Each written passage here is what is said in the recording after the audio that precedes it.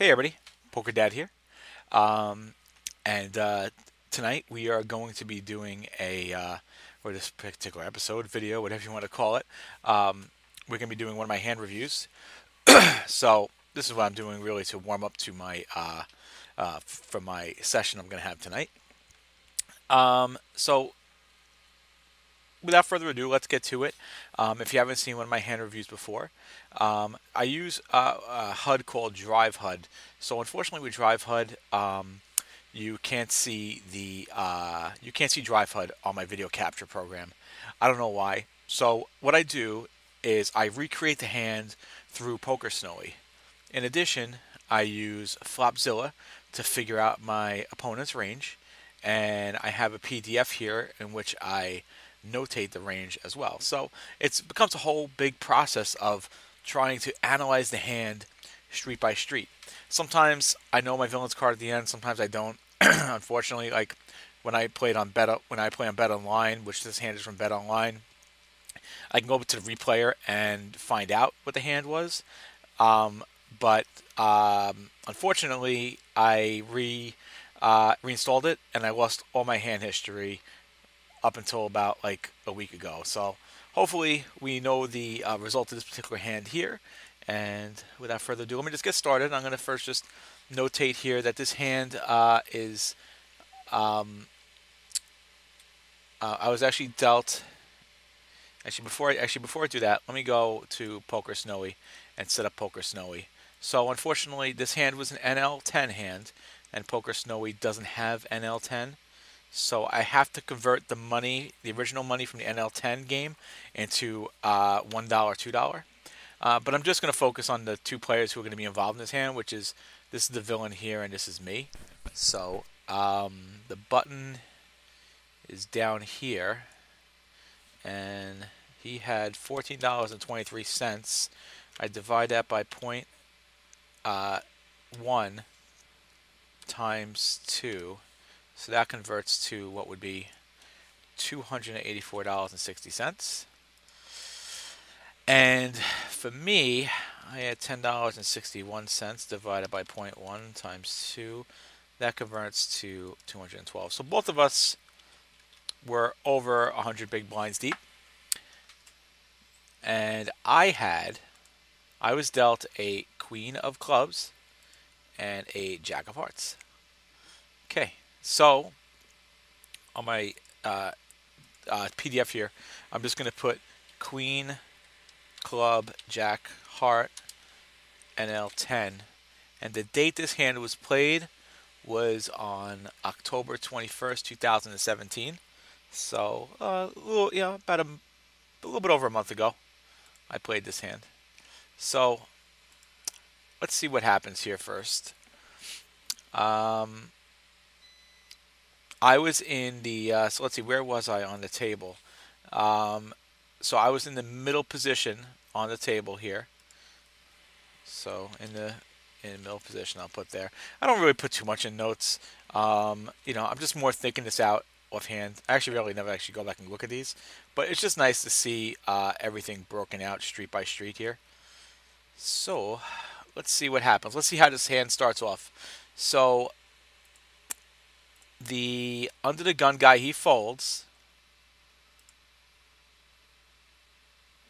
and I, with the queen jack offsuit from middle position, I actually raise this up here, 3 big blinds,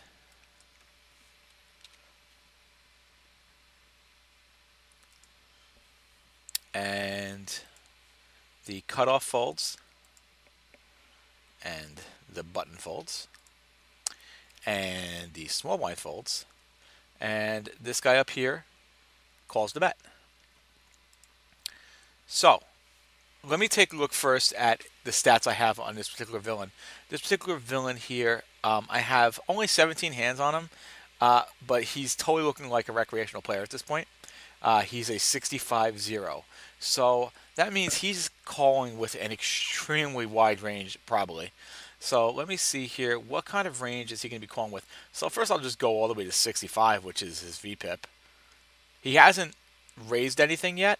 So this actually, insanely enough, is his calling range. Now, I'll of course take out the premium cards. We think everybody would 3-bet these, right? Even the most recreational of players are going to 3-bet these. Sure, some of them do flat it because they just don't know what they're doing. But I'm going to take those out. I'm going to leave the rest of this range in there. I know this sounds crazy, but this guy's playing 65% of his hands, and yet he hasn't raised. He hasn't done any pre-flop raising. So this is his calling range. Okay, I'm just gonna leave it like this, and we'll go from there. So I'm curious to see how much we can actually reduce his range from this. Now this right here has to be fixed. I apologize. I'll make this Queen of Clubs and a Jack of Hearts. So against this range, I have a 54% equity advantage. I know this sounds. You're probably like, "What are you doing?" But think about it.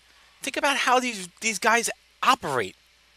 6-3 suited, calling 6-3 suited. I've seen crazier things. I've seen 9-4 offsuit. I know because I've lost to it with 2 pair. So it happens. Trust me. Okay, and so this percentage works out to be 62.2%, and the number of combos I have here is 762. 1 second, I got my eyes are like bugging out. Okay. Oh, my eyes are bugging out for some reason. Can you tell? In the little box on the screen. All right. So let's see what happens next. Let's see what the flop brings us. Interesting. All right. So we got a king of spades, a 10 of spades, and a 3 of spades. So I have an open-ended straight draw, but on a super wet board. I mean, you have a straight draw out there, like I have. You have a flush draw out there. You got an overpair out there that I don't have. Wow. And we got a player who has basically an infinite range. Let's see what happens. Let me put that flop on Flopzilla. So king of spades. Flopzilla is going to tell me to run, I think. It's 3 of spades. What does this bring? This brings my equity down to 47%. Not terrible, not great, of course. I don't have any spades, but I do have the open-ended straight draw. This is better than nothing, right? So let's see now what happens here. He checks. Okay. I think that this is a good spot for me to bet in. Snowy agrees. Okay, so Snowy agrees is a good spot to bet in. This is an obvious c-bet spot here, because for a couple of reasons. First, I could get him to fold because I have 3 spades. So he'll fold thinking I have a flush because he's a recreational player. He's going to think, oh my God, he has the flush. Okay, so he could be thinking that. But of course, it's an optimal spot for me to c-bet in because I have an open-ended straight draw. The turn can bring me a 9 or an ace, and as long as it's not a spade, because no spade, we definitely don't want a spade here, then I have the best hand, and I have a straight, and that's great. So this is an easy c-bet spot. So Snowy says I should c-bet. Let's see if I did c-bet. Hopefully I did. And I did. I c-bet 41 cents. So, one thing I forgot to open up my spreadsheet to. 1 second. I have this spreadsheet that I created for calculations and things like that. So, but 41 cents into a pot of 65 cents. So let's see what kind of pot odds I gave him. So I bet 41 and the pot then became 106. So I gave him 27% pot odds. I actually gave him pretty good pot odds to call. I think that bet's actually a little low. I think I should have actually made that bet a little bit higher. I think I gave him actually pretty good odds to call on this hand here. So let me see now. 0.41 divided by 0.1 times 2. So $8.20 on here is the bet. And let's see. And he calls it. This is obviously called it, or else we wouldn't be doing a hand review. Trust me. Spoiler alert. All the hand reviews go to the river. Shh, don't tell anybody. Okay. Here comes the call. Bam. Let's range this guy. What in God's name with this out here, and this guy has a 62% range. What is he calling with? Let's see. Hang on. A straight flush? Well, there is none. Okay. A flush. Yeah. Okay. Fine. He bets with a flush. He doesn't raise us. He's a fish. Okay. Recreational. He just calls it. Fine. A set. He would have a set of tens or a set of threes. Okay. Two pair. Okay. And over pair, there are no over pairs. A flush draw. There are no flush draws. You either have a flush or you don't. Right? So I'm going to take this out. I'll take out the straight flush, by the way, too. Because you can't have a straight flush here. Okay. Top pair.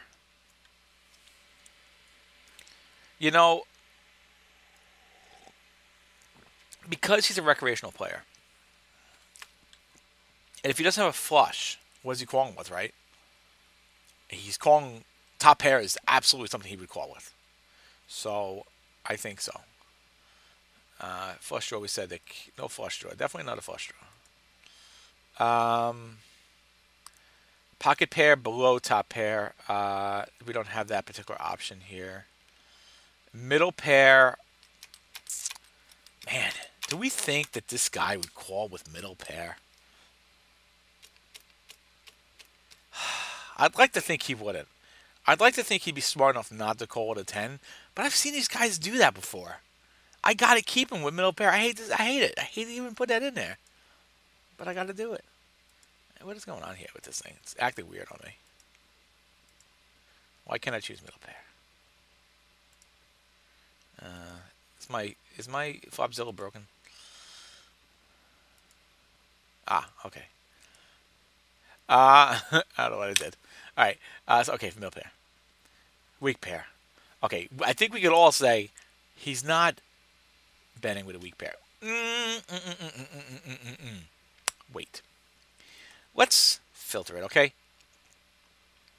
He's not betting with ace-3 suited. No, he's not betting with ace-3 suited, okay? He could bet with ace-3 offsuit, though, because that ace could be a spade. So we'll leave that there. Queen-3 suited, no. Jack-3 suited, no. 6-3 suited, no. No 5-3 suited, none of these. None of these. He's not betting any of these. None of these. 2-2. Would he keep a pair? Not that one. Not the 4. Not the 5. We'll take those out. I'm going to leave him with the 6s, the 7s, the 8s, and the 9s. Okay. And ace-3 offsuit, definitely he'll keep that because, again, if he has an ace of spades, he's not folding ace of spades. Okay. So I think that's acceptable. Ace high. The only ace high he's keeping is with a spade. He's not folding an ace of spades at this point, right? We wouldn't think he would do that. So, let's see how I could do this. I don't know exactly how to do this. I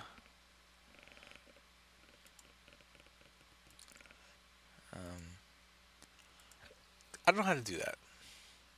I'm just going to keep ace high in there just for that reason. I'm not exactly sure how to set this up. If I did ace high and said I wanted this to be a spade, I don't know how to do that.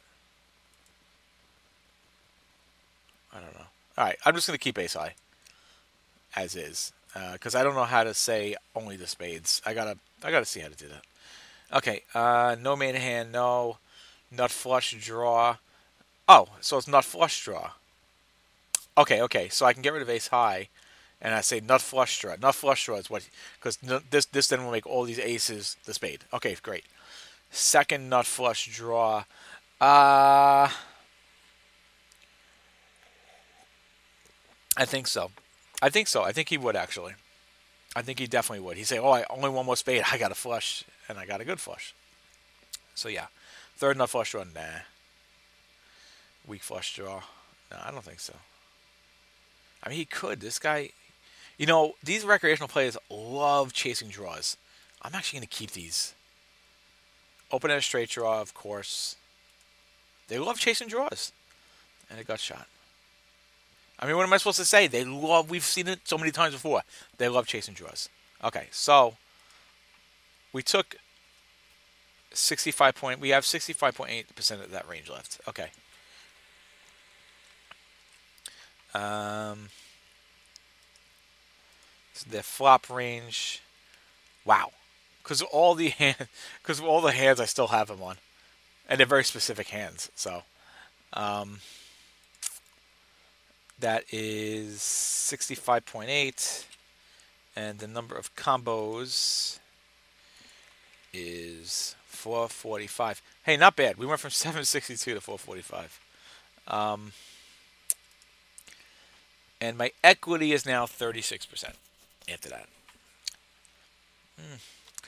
And, you know, I made the bet too small. I should have definitely made the bet bigger.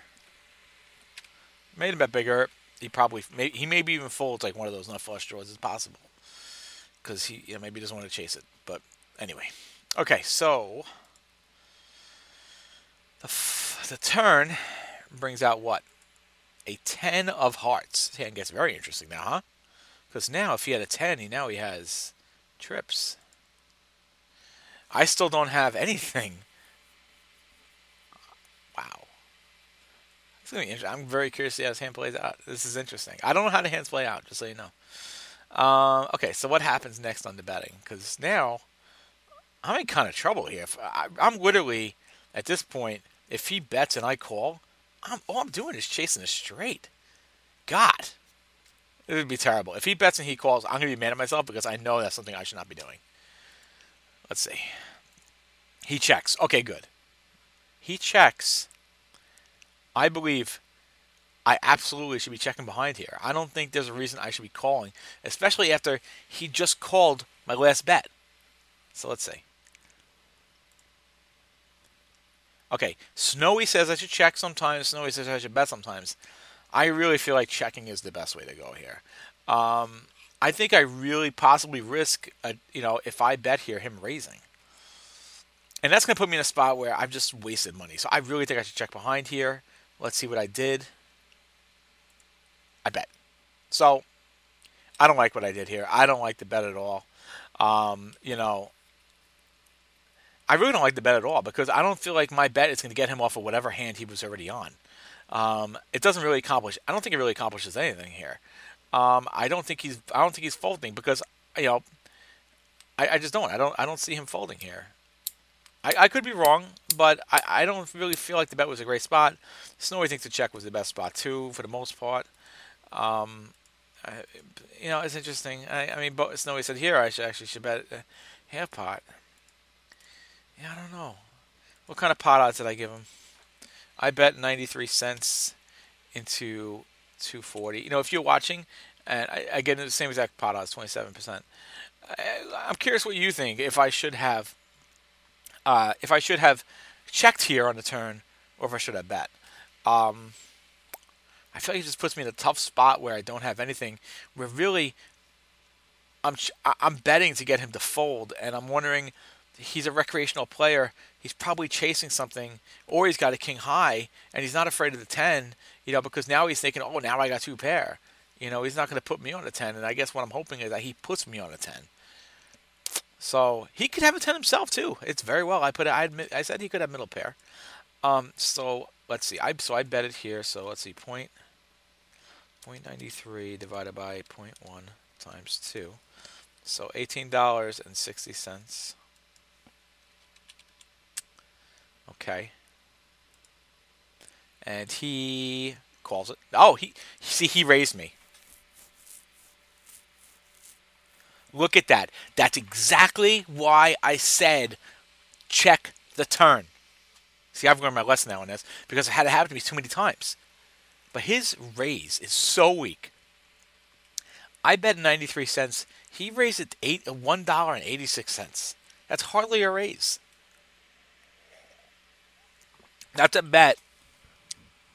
Now, I think right now, if it was today, and this hand happened to me today, and not on October 21st, I would 100% fall. First of all, I would definitely check it. so I wouldn't be betting here. I'd try to get the free card, see if I can get this straight. I'll definitely be folding to the check raise on the turn. Check raise on the turn equals strength. So let's see. So he raised it. $1.86 divided by 0.1 times 2 is $37.20. It's a very weak raise. It's like hardly a raise at all. Raise to 37.20. Okay. Snowy at this point says I should fold. So I'm saying I should fold. Snowy says I should fold. Snowy said I should check. Okay. For the record, that was Snowy's. That's what it came out as first. So that's what I'm saying now. I've improved. I feel like I've improved. So fold. I should fold here. You can guess it. I said all of these hands go to the river, so you know I'm going to call it. Terrible call. And I do call it. This is a horrific call. I don't know what the hell I was thinking. I don't know what I was thinking here by calling his hand. The only reason that maybe I called his hand is that it was just such a soft raise, and I didn't believe because he's a fish. I don't think that's a really good reason. I feel like he's raising here. It's time for me to go and get the hell out of his hand. But anyway, all right. So Snowy, Fabzilla, the 10 of hearts. What does he check raising with? Quads? Yeah. Full house? Yeah. Flush? Yeah. Straight? He doesn't have. 3 of a kind? Yeah. Overpair? There are none now. Top pair? No. No. No. Pocket pair below top pair, there is none. Weak pair. No. Definitely not. Not flush draw. These guys are crazy. You know what? This is one thing I've seen them do before. God. No, I'm not giving it to him. I'm not giving him a freaking check raise on a flush draw. I'm sorry. No. And not doing it open and straight draw either. Sorry. I know these guys are nuts. They're nuts. But for this, I'm not going to do it. So. That's 23.6% of his previous hand. My equity is 7%. Why the hell did I call this? Terrible. I would not. I'm telling you right now, this hand happened today, it would not go down this way. We would not be hand reviewing this hand because I would have folded already. Actually, I would have folded because I would have checked. I would have gotten raised on. Okay. Turn range. 23.6%. Number of combos. You know, this guy came in with 1,000,000 combos. Down to 98. Wow. 762 to start. Down 98. Okay. The river. Let's do the river, man. Okay. Let's see what happens. Oh, God. A 9 of spades comes out. I feel like I'm effed here. A 9 of spades comes out. So, I don't have a spade. If he has 1 spade, I've lost. I do have a straight. That's great. I got my straight. Yes. So hopefully, this guy has one of the hands I beat, which I don't know. If I beat him, then, because his hand's best with everything I have here. If I beat him, then I did not hand read him correctly, right here, because he wouldn't have any of these hands. I lose to every single one of them. Okay, so let's see what happens. This is a wild hand because I definitely made mistakes here in his hand. Let's see. He bets. Fold it. I got to fold it here. Oh my God, he bets. He bets $3.27. So let's see. He bets $3.27. Pot odds are 27.9%. Is my thing broken or something? Why is it always 27.9%? It's kind of weird. Okay. It's probably the two-thirds pop button. Uh, yeah. Oh, man. I mean, what else do I need to see? He raised me on the turn. I mean, come on. So, boy. All right. His bet, $3.27 divided by 0.1 times 2. 65.4.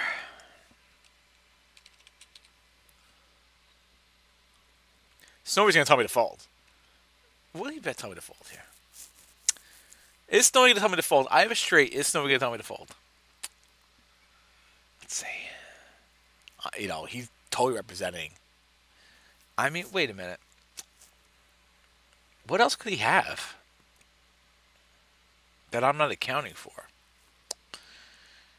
Jack, Queen Jack gets him a straight. That's what I have. So we can both have the same hand. Is always possible.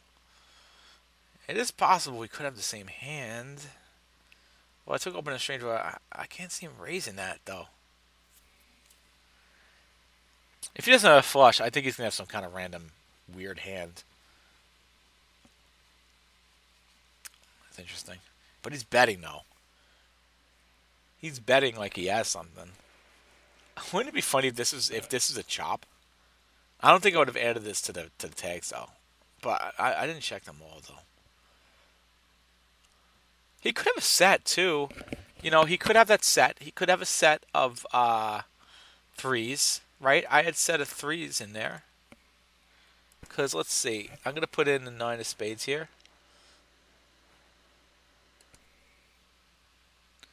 So now my hand in equity got better.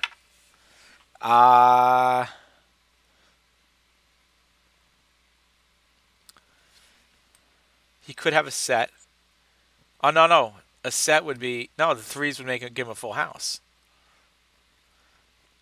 So my hands would beat ace 10, all these hands here that are in purple. Okay. Interesting. Tens, so 3 tens, yeah. The tens. If he has 3 tens. So I originally said that he would... Yeah, you know what? That makes a lot of sense now. Yeah. The 10 comes out. He has 3 tens. He check raises with 3 tens. If I win this hand, he has 3 tens. That's it. And I said he would bet with middle pair. If I win this hand, he has 3 tens. So let's see. I'm going to do this bet here. And I'm not folding a straight. Let's face it. I'm probably not going to fold a straight. I'm not going to be afraid of the fact that he could have a flush. Snowy says I should fold. But I know myself, and I know I probably would not fold here. For better or worse, 27% pot odds. I don't there's no guarantee he has. His range is so huge. There's no guarantee he has 1 spade. I call it. And the answer is... Oh, boy. Yeah. Remember how I said there's a possibility it wasn't going to be here? Just look at the screen. I'm not even going to tell you. You look at the screen, and you will see me put a jack of clubs and a 3 of hearts.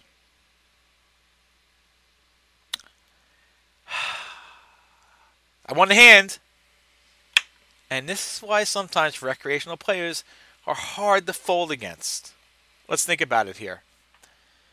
He had bottom pair, which I took out of his range right away. Okay. Now, was Jack 3 offsuit even in his original range? Yes. offsuit. Jack 3 offsuit? No. It was Jack 7 offsuit, Jack 10 offsuit. So no. This, of course, was not in his range. Jack 3 offsuit. Think about it. He called my opening range with Jack 3 offsuit.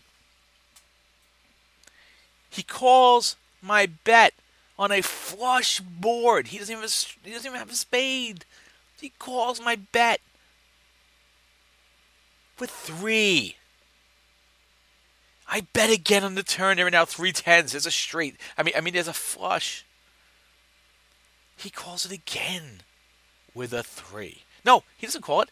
He raises it with the 3. The 9 comes out, making this a flush, and he bluffs me. Why? What a terrible bluff. I've been calling the whole entire time. I've been betting. I've been calling. I open raised it. And he bets me. Opens the bet. Out of position. On a board with 4 spades. My friends, he deserved to lose his spot because that's horrendous. As bad as I played. And I played it bad too. I should not have opened the betting on the turn. 100% should not have opened the betting on the turn. And I probably shouldn't have called that race. That could have been avoided by just not betting the turn. But yeah, I think maybe I was committed or whatever the case was. I ended up calling a straight. I had to call the straight. There you go. Thank you for watching.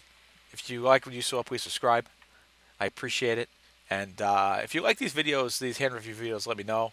I enjoy doing them, and it's great warm-up for me as well. And to see this kind of stuff, and then knowing I'm going to play these types of players, and I've seen some crazy stuff in the past few days from these types of players.